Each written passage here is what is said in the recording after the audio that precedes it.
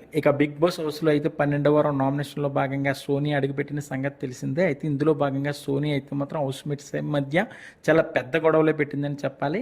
ఇక నిఖిల్‌కి, యస్మికి అయితే మాత్రం ఇక ఎప్పుడు వాళ్ళు కలుసుకోలేనంత గొడవ అయితే పెట్టేసింది. ఇందులో భాగంగానే ఏం జరిగిందంటే వీళ్ళిద్దరి మధ్య ఏదో ఉందని అయితే క్రియేట్ చేసింది.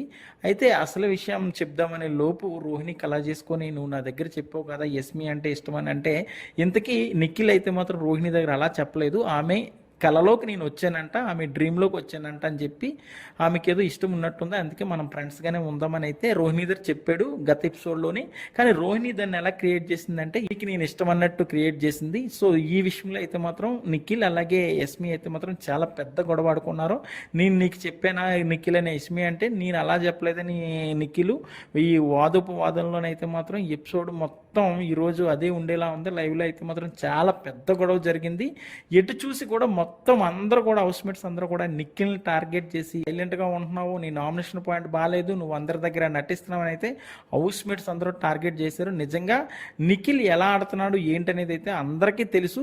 కానీ యస్మికి నిఖిల్ అంటే ఇష్టం. కానీ యస్మి కూడా ఈ రోజు అయితే మాత్రం తన నిజస్వరూపం చూపించుకుంది. ఇక హౌస్మేట్స్ అందరూ కూడా నిఖిల్ని అడ్డబెట్టుకొని నిఖిల్తో ఉంటూ నిఖిల్ పెట్టింది తింటూ నిఖిల్ చేసిన ఫుడ్ తింటారో ఈ రోజు అయితే మాత్రం నిఖిల్నే బ్యాట్ చేయడానికి అయితే హౌస్మేట్స్ అందరూ చూశారు. ఇందులో భాగంగానే గౌతమ్ కూడా నిఖిల్ని అయితే మాత్రం ఈరోజు టార్గెట్ చేసినట్టు అనిపించింది. ప్రేరణ నామినేట్ చేస్తాడనేమో నిఖిల్ అన్నాడో, కానీ ఎప్పుడైనా చేశాడా? ఇది నాటకాలు చేసి ఆడుతున్నాడు అని గౌతమ్ కూడా ఒక్కనొక పాయింట్లో ట్రిగర్ అయిపోయి నిఖిల్ మీద పడ్డాడు. ఇదంతా కూడా లైవ్లో అవినాష్ దగ్గర చెప్తున్నాడు గౌతమ్ కూడా.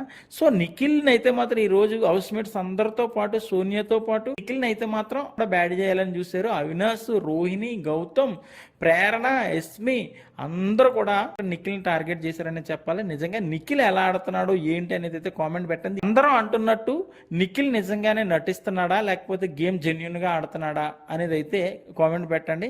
ఈ రోజు నిఖిల్ని చూస్తే చాలా మంది ఫీల్ అవుతారు. ఎందుకంటే హౌస్మేట్స్ అందరూ మాట్లాడుతుంటే ఎలా కార్నర్ అయిపోయి నిలబడి చాలాసేపు తనలో తానే బాధపడడం అయితే లైవ్లో చూసాము. సో మరిన్ని లేటెస్ట్ అప్డేట్స్ కోసం చూస్తూనే ఉండండి మన ఛానల్.